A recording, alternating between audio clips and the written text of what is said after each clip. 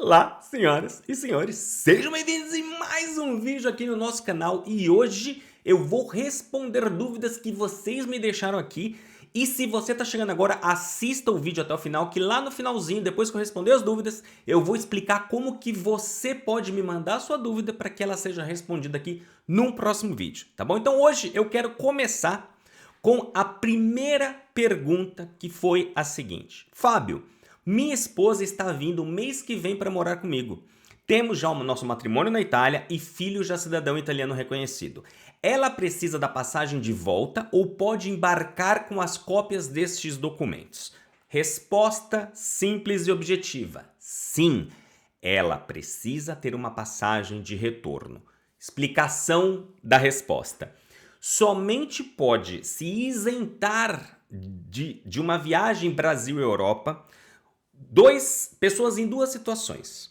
Uma, se essa pessoa já tem a cidadania europeia, portanto ela está vindo para o bloco, ela está vindo principalmente se ela vem para dentro do espaço Schengen, então ela não precisa se preocupar com a passagem de retorno, porque é como se ela estivesse vindo para casa, para o seu país.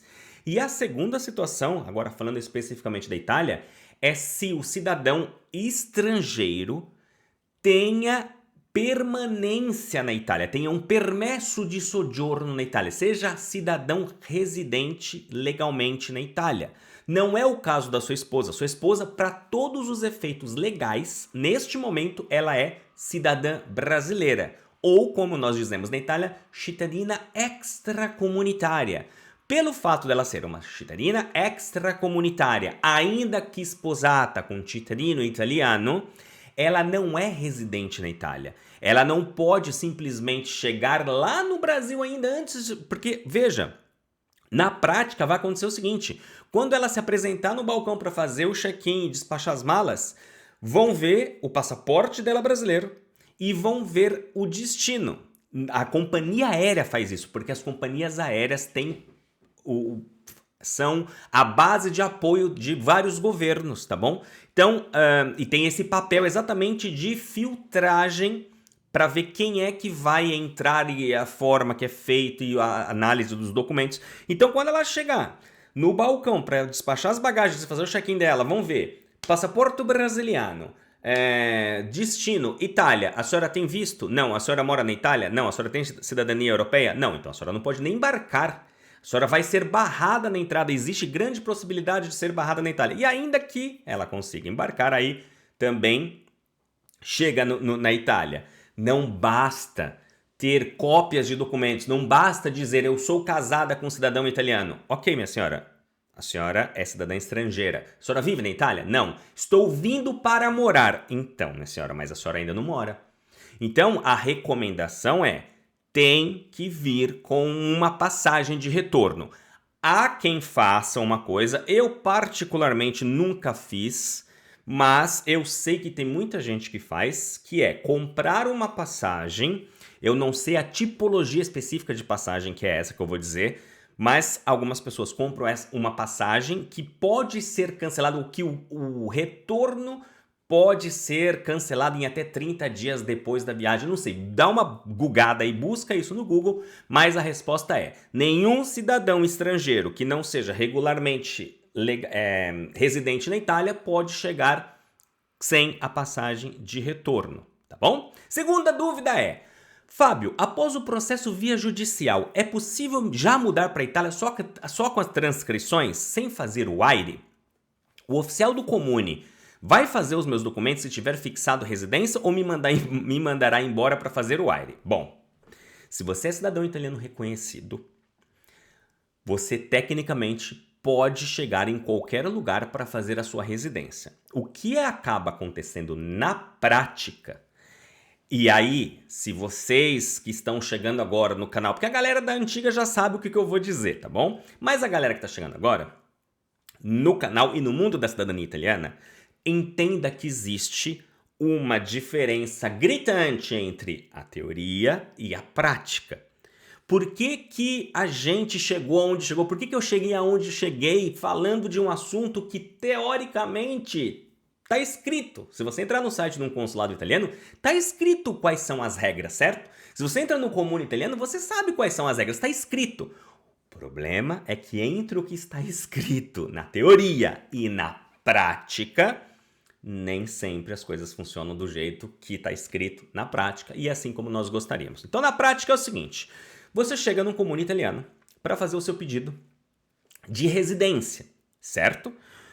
Você vai apresentar sua documentação, você vai pegar a domanda de residenza, a domanda dell'iscrizione anagrafica e vai começar a preencher esse documento. Vai perguntar de onde você vem, você vai dizer do Brasil, tá lá, né? Da Stato Estero Brasile, se for o seu caso.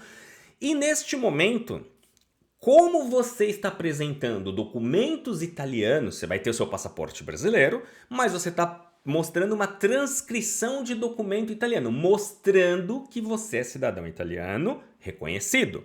O que o comune tem que fazer? Simplesmente pegar a sua demanda de residência, inserir no sistema e basta.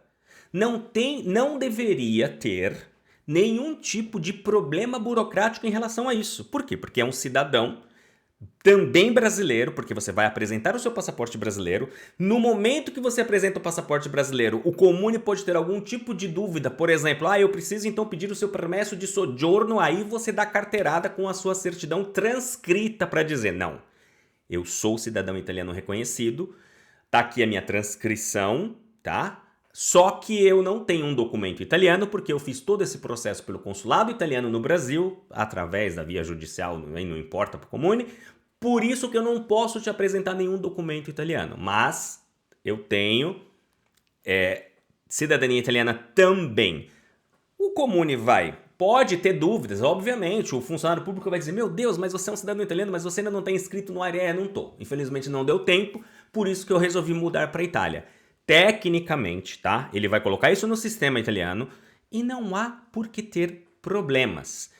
Só vai acontecer qualquer tipo de problema, e aí eu não posso te dizer que não vai acontecer, porque como eu disse, entre a teoria e a prática existe um mar no meio.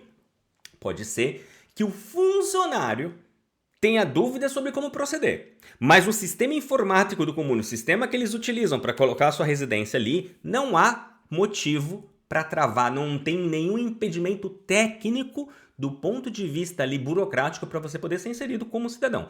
E, importante vocês, outros que estão ouvindo, a pessoa cita transcrição.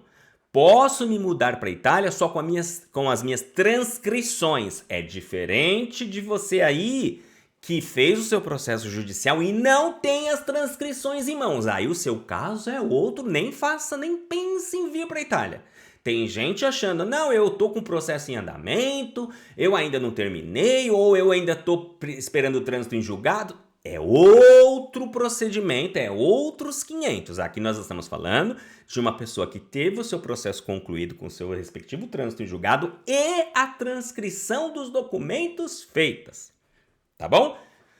Muito bem. E a próxima dúvida de hoje é, Fábio, tenho a certidão de nascimento do meu avô italiano, mas não é recente.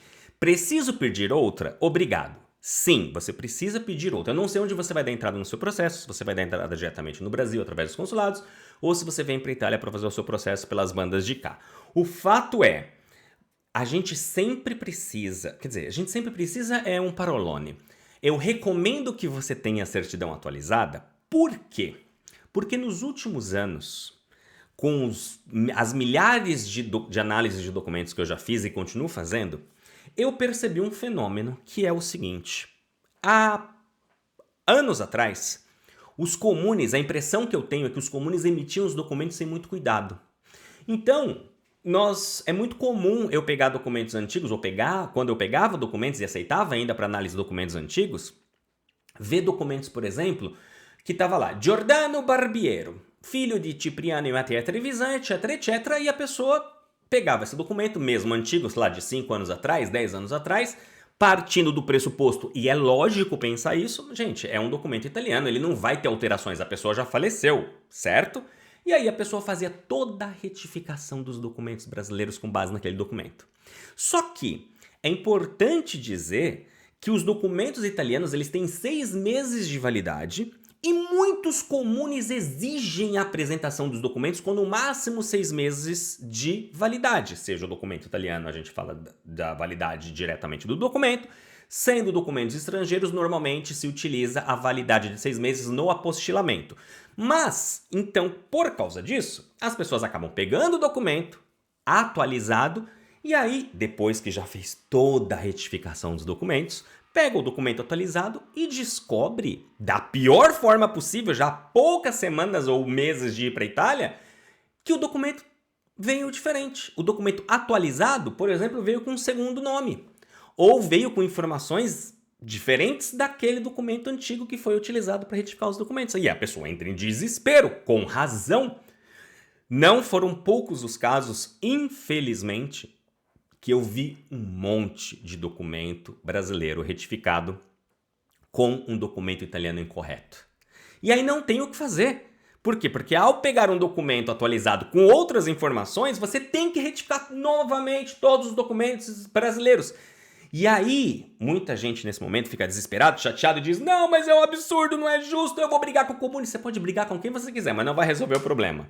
Então, contando essa história, eu respondo essa dúvida. Peça sim um documento atualizado, exatamente por este motivo. Que é um absurdo? Concordo que é um absurdo, como já se viu.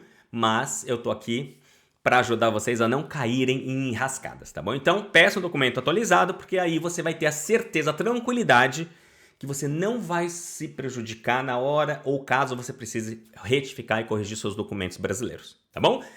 Essas foram as 3 dúvidas que eu respondi hoje. Na próxima semana a gente vai ter um outro vídeo com mais respostas de perguntas. E você que está chegando agora deixa eu te explicar como funciona. Toda semana eu venho aqui e publico este vídeo respondendo dúvidas de vocês. Da onde eu tiro estas dúvidas? Do vídeo anterior. Então, se você chegou agora, dá uma olhada nos vídeos, assista os vídeos desta sessão de perguntas e respostas.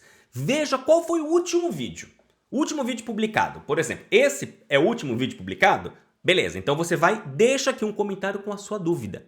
Por quê? Porque antes de gravar o próximo vídeo, eu vou vir aqui, vou pegar todas essas dúvidas, vou dar uma olhada certinho, vou ver se não tem nenhuma dúvida que já foi respondida num outro vídeo. Talvez eu possa até te responder aqui mesmo nos comentários, olha, essa dúvida já foi respondida no outro vídeo, dá uma olhada aqui. E eu vou manter estes vídeos de perguntas e respostas em uma playlist, uma lista de reproduções separada dos outros vídeos aqui no nosso canal. Porque aí vai ficar mais fácil para que vocês consigam visualizar todos os vídeos de perguntas e respostas dessa sessão. E caso você já tenha, ou me faça uma pergunta que já foi respondida no vídeo anterior, eu vou dizer, olha, dá uma olhada lá que já tem esse vídeo. E se não tiver, pode ter certeza que em algum momento, pode ser que eu não consiga responder já na semana seguinte, mas em algum momento eu vou responder as dúvidas. O meu objetivo é vir sempre nesses vídeos, buscar as perguntas que foram deixadas aqui para poder responder num vídeo. Fábio, eu vou te deixar lá no Instagram. Se você deixar lá, as chances são que eu não vou ver a sua dúvida lá. É aqui o local para você deixar a sua dúvida. Aqui no YouTube. O YouTube é a plataforma que eu utilizo como a nossa plataforma de ensino. É uma extensão do meu blog minhasaga.org, que é o blog onde eu falo sobre cidadania italiana, onde eu explico o mundo da cidadania italiana, onde eu falo, é a nossa bolha, é onde eu recolho seu e-mail para você entrar na minha lista, é onde onde tem os meus materiais, os meus produtos, os meus serviços e também onde a gente fala exclusivamente sobre o mundo da cidadania italiana. E aqui é uma extensão do blog, tá bom? Então eu já te convido, termina esse vídeo te convidando para entrar no blog minhasaga.org, deixa o seu e-mail para entrar na minha lista, inclusive quando você entrar no blog, você já vai ver ali que tem um negócio chamado Kit de Sobrevivência da Cidadania Italiana. Dá uma lida naquela página, dá uma olhada aqui que você acha daquilo. E eu recomendo que você baixe o Kit de Sobrevivência da Cidadania Italiana, que vai te ajudar muito de forma gratuita a dar muitos passos largos no seu processo de reconhecimento. Tá bom? Um grande abraço e a gente se vê então no próximo vídeo. Arrivederci!